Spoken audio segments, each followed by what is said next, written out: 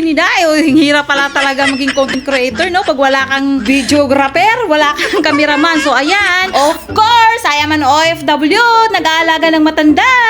Bit-bit ko ang walker ni Lola dahil kukunin ko yung wheelchair sa bahay. Ako'y uuwi. Hindi na makalakad na naman yung Lola ko pa uwi. Ng ko, so kukunin ko muna yung wheelchair ni Lola. Kaya tara, samahan niyo ako. At ako uuwi at andito na naman tayo sa mga lobster. Yan o. Ang laki yata ng lobster na kinain ko nung isang araw, yung minukbang ko. Yan, so ngayon, pakitakusin nyo. Yan o. Ay, ito, pinakamalaki o. Ayan, ang laki. So tara guys, samahan niyo ako. Ako uuwi. Ay, kapagod magkakit ng hagdanan guys. Yung hagdanan nila dito sa restaurant na to, di sira. So, hanga-hanga. Atay. Ayun yung papel na ginagawa namin. Inaakyat namin dun sa taas. Kanina, hanga-hanga. Ano kami ni Lola? Hirapan. Ilang stairs naman yan, oh. Tingnan nyo, oh.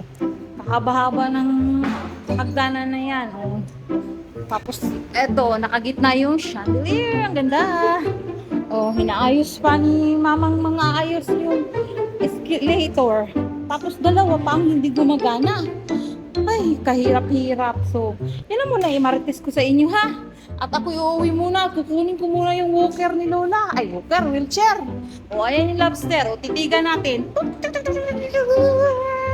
That's all for now. Alright guys, yun muna imarites ko sa inyo. That's all for today's video. Dahil, ay, wag nga, kasi link na. Uuwi muna ng bahay ang Inday at kukunin ko muna yung wheelchair ni Lola at babalik agad.